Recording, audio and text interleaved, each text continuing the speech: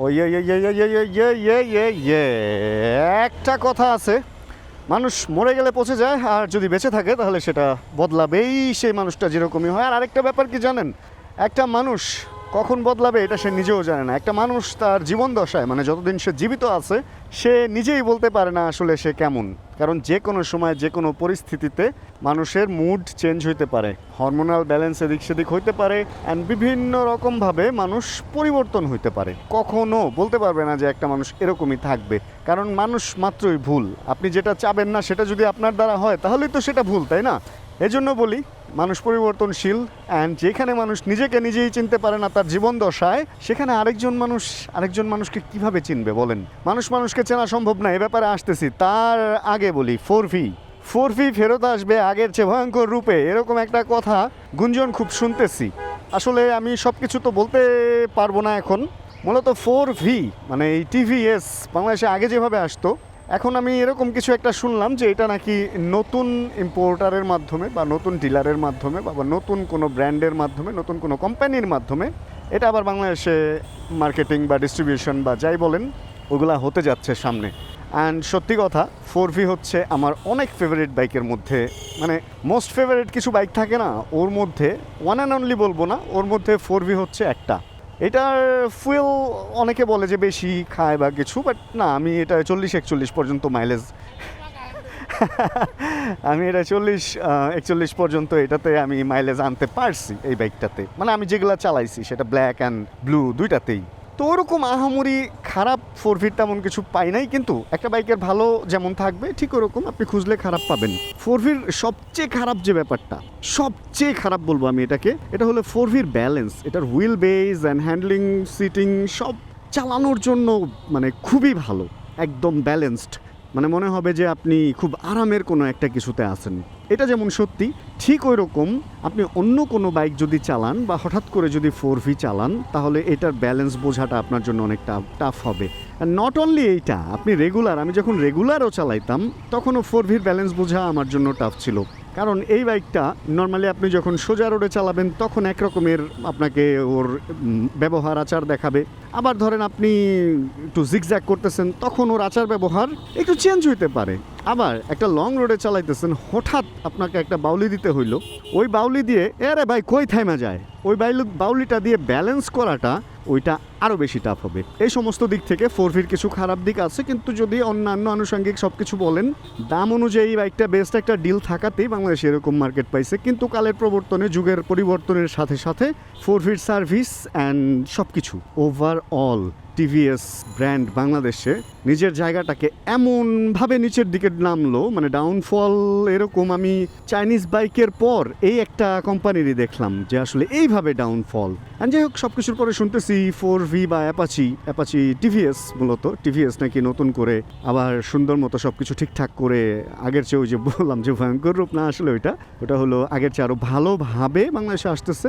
আর আমার আসলে ওনাদের প্রতি একটা রিকোয়েস্ট বা সাজেশন বা যাই বলি ওটা থাকবে যে আপনারা ভালো ভালো বাইক আনেন, আর একটু আপগ্রেডেশনের দিকে চিন্তা ভাবনা করেন, এইটার ব্যালেন্স কিভাবে ঠিক করা যায়, সামনের ব্রেকিং কিভাবে আরও ইমপ্রুভ করা যায়, এই সমস্ত দিক যেমন চিন্তা ভাবনা করতে হবে ঠিক ওরকম মার্কেটিংটাও ঠিক করেন, অ্যান্ড সার্ভিসটা এনশিওর করলে এই বাইকটা আবার বাংলাদেশের মার্কেটে ভালো একটা অবস্থায় যাবে। অ্যান্ড যারা ইউজার তাদের প্রতি একটা অনুরোধ থাকবে, কম দামে ভালো জিনিস পেয়ে জীবনটা হারায়েন না।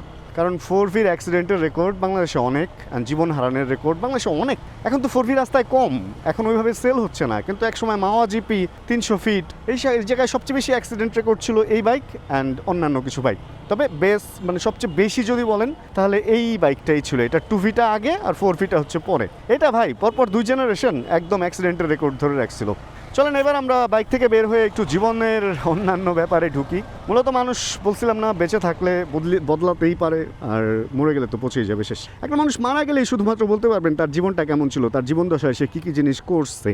একটা মানুষ কালকে মারা যাবে, আজকেও অন্য কিছু করতে পারে। ধরেন যে লোকটা যুদ্ধে গেছে, সেই লোকটা যুদ্ধে গিয়ে কিন্তু নিজেই শুধু মরে নাই, হয়তো আরও 2-1জনকে মার্ডারও করছে। তো এরকম আসলে আপনি যে কখন কি করবেন এটা আগে থেকে বলা যায় না। সারা জীবন একভাবে চলছেন, হয়তো জীবনের লাস্টের দিকে এসে আপনার জীবন চেঞ্জ হয়ে গেছে। আমি আমার নিজের জীবনকে দিয়ে যদি তুলনা দিই, আমিও ভাবছিলাম আমার জীবন বিভিন্নভাবে, ছোটোবেলায় তো ভাবছিলাম পাইলট হবো, তারপরে ভাবছিলাম ডাকাত হবো, কত কি ভাই, শেষ পর্যন্ত এখন এসে ডেইলি লাইফ ব্লগার অ্যান্ড ছোটোখাটো কিছু বিজনেস করতেছি ভাই। তেমন কিছুই করি না, বেকারই বলতে গেলে। আমি চায়ের দোকানের চা অ্যান্ড ঘুম অ্যান্ড রিপিট আর বাইক। তো এই হচ্ছে লাইফ। এখন কার লাইফে কখন কি হবে এটা বলা মুশকিল। আজ থেকে 2 বছর 5 বছর বা 2 দিন 3 দিন পরে আমার লাইফে কি হবে সেটাও আমি আসলে বলতে পারি না। তবে সবচেয়ে প্রবলেমেটিক আমার কাছে যে জিনিসটা মনে হয়, আমরা যখন যেখানে থাকি ওই জায়গাটাকে আমরা এনজয় না করে আমরা মিস করি হচ্ছে আগে কোথায় ছিলাম অ্যান্ড পরে কোথায় যাব এটা নিয়ে। অতীত এটাই একমাত্র স্থায়ী, জানেন। ওইখান থেকে আসলে বিভিন্ন এক্সপিরিয়েন্সগুলো নিয়ে আপনি সামনের দিকে যদি আগান তাহলেই হচ্ছে আপনার লাইফটা সুন্দর। কারণ আমি এর আগে এই উদাহরণটা দিছি, এই যে তুরিটা অতীত হয়ে গেছে, অ্যান্ড বর্তমানে এত ক্ষুদ্র একটা সময় এবং চলমান যেটা আপনি ধরে রাখতে পারবেন না। আমি এতক্ষণ যে কথাগুলো বলছি এগুলো অতীতে চলে গেছে, আমি চাইলে এগুলো আর রেকর্ড করে চেঞ্জ করতে পারবো না। ইরেজ নাই এখানে ভাই, এটা মনের স্মৃতিতে গেঁথে গেছে। অ্যান্ড টাইম আসলে goes on and show must be go, মানে চলতে হবে আর কি। এরকম হলো জীবনটা। এই জন্য যেখানে যখন থাকবেন ওইখানে আসলে মানুষকে ভ্যালু দেওয়া উচিত। আমি একটা জিনিস খুব বেশি ফিল করছি, আমরা ধরেন 2 জন 3 জন 4 জন এক জায়গায় যাই, গিয়ে যেখান থেকে গেছি ওইখানে ফোনে তাদের সাথে যোগাযোগে একদম চ্যাটিং বা তাদের ছবি দেখাতে খুব মগ্ন হয়ে যাই এবং নিজেও ছবি তুলতে থাকি যে তাদেরকে দেখাইতে হবে। বাট যারা একসাথে একটা জায়গায় গেলাম, এখানেও যে নতুন কিছু স্মৃতি হইতে পারে, নতুন কিছু এক্সপিরিয়েন্স হইতে পারে, এই জিনিসগুলো কেন যেন ভাই এগুলা থেকে আসলে আমরা একটু, এই ফোনটা আসার পরে এগুলা থেকে আমরা কেন যেন অনেক দূরে চলে যাচ্ছি ভাই, রিয়েলিটি থেকে অনেক দূরে চলে যাচ্ছি।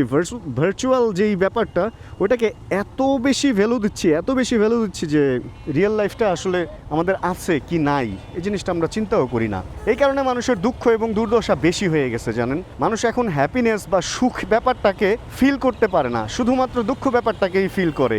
আর একটা জিনিস, মানুষের একটা ধর্মই হচ্ছে বা একটা, এটা কি বলে, এটা সিস্টেমই হচ্ছে এরকম, ফরম্যাটটাই এরকম যে আমরা দুঃখ বিলাস করতে খুব পছন্দ করি। প্রতিটা মুহূর্তে একসাথে থাকার অবস্থা, একসাথে থাকি যেই টাইমটা আর কি, ওই টাইমটাও আমরা চিন্তা করি যে কালকে তো আমরা আলাদা হয়ে যাব।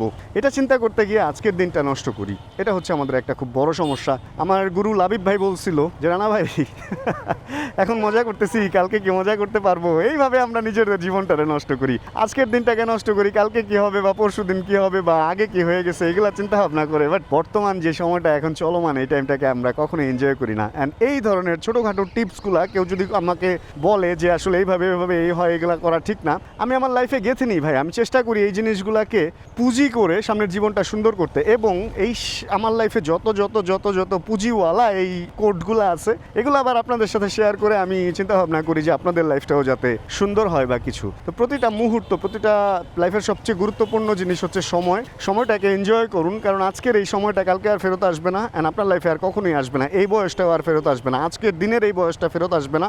একে একে আপনি সামনের দিকে যাবেন অ্যান্ড আগের সময়গুলোকে মিস করতে থাকবেন। তার চেয়ে লাইফটাকে এমনভাবে উপভোগ করতে থাকেন যাতে এরকম কখনো মনে না হয় যে আপনি কোনো কিছু মিস করছেন, যাতে এরকম কিছু মনে হয় যখন যেই জিনিসটা ছিল ওই জিনিসটাই আপনি এনজয় করছেন অ্যান্ড দুনিয়া ছেড়ে চলে যেতেও আজকে আপনার কোনো আফসোস নাই। যদিও এরকম একদম অ্যাকুরেট হওয়া সম্ভব না, বাট এরকম হওয়ার চেষ্টা করাটা আমার মনে হয় ভালো। যে কেউ কথা দিয়ে আজকের ভিডিওটা আমরা এখানে শেষ করি। হোপ রাখতেছি এই ভিডিওটা আপনাদের ভালো লাগছে। 4Vটা বাইক ফেরি থেকে নিয়ে একটু চালাইতেছিলাম। যদি আজকের ভিডিওতে কোনো কিছু ভালো লাগে ছোটো করে একটা লাইক দিয়ে দিন। চ্যানেলে যদি নতুন হন প্লিজ সাবস্ক্রাইব বাটন চাপ দিয়ে হয়ে যায় আমাদের ফ্যামিলি মেম্বার। জানাবেন কে কোন জায়গা থেকে ভিডিও দেখছেন। যতক্ষণ পরবর্তী ভিডিও নিয়ে আবার আমি না আসতেছি, ততক্ষণ ইনশাআল্লাহ আমরা থাকবো ভালো, আমরা থাকবো সুস্থ এবং করতে থাকবো চিল ইনশাআল্লাহ। মামা উপরে উঠাই দেবো, একটু সাইড দেন, উপরে উঠুম। আচ্ছা, চিল pro. Check the mic and make sure it sound right, boys.